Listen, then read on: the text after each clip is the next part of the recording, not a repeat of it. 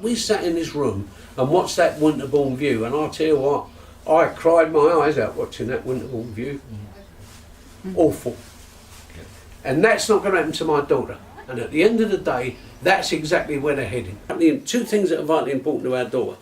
One is continuity, is a structure and a community hub. And the other thing about Susan is her friends, is a group. What would you do tomorrow? Oh, dancing. Dancing? Yeah. Mm-hmm. What kind of dancing do you do? I do anything, I think, yeah. It's supposed to be Zumba, but it's I would do Zumba. it's more exercise. I than do that, exercises. isn't it? Yeah. And Thursday, Thursday, gym. the gym. Mm-hmm. What do you do at the gym? We're going to do walk runs. And we're going to do bike. We're going to do legs go this runs. Mm-hmm. Right. What about this notion that they feel they could make money out of your choice stuff? I wrote on a letter to the press and things like that. But yeah, my first thought, it was bloody immoral. Susan has been in the London Borough of Barnet all her life. The people that she goes to the centre with, are her community. Now, why would her parents? Why would we want to send her, say, to Harrow?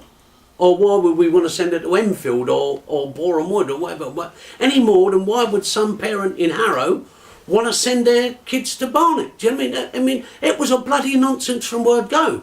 And yet you've got this business plan that really reckons that they're going to bring all these people in from other, because they run it. You know what I mean? This was all mental masturbation.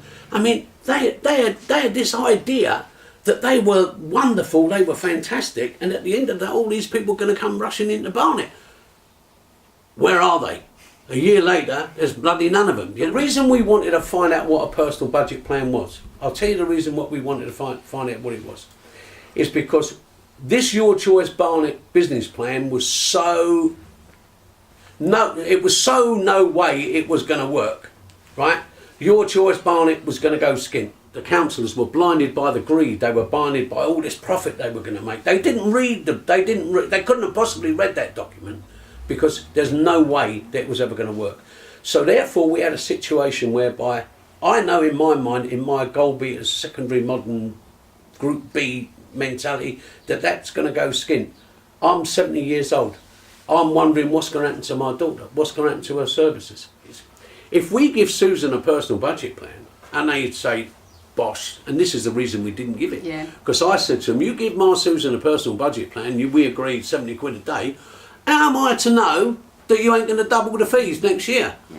Oh no, that's not going to happen. You know what I mean? I ain't psychic, but I'm not bloody stupid either. Do you know what I mean? So you decided not to pursue personal budgets for this reason? Because we thought, because we thought that they were being used for the wrong reason. I mean, when them personal budget plans came out, the principle of them, and that was Blair with his white paper, the principle of those budget plans, I thought, was for people that had their mental faculties, but had a disability. So therefore, they could determine what they wanted to spend their money on, and so on and so forth. I don't believe, for all the faults of Blair, and he's not my favourite person by any strain of the imagination, but this white paper, wasn't about people with learning difficulties. I mean, and what is being done now, it's being used. The personal budget plan is being, in the same way as Fremantle and that with the old pensioners and the old people in the nursing homes, it's a way of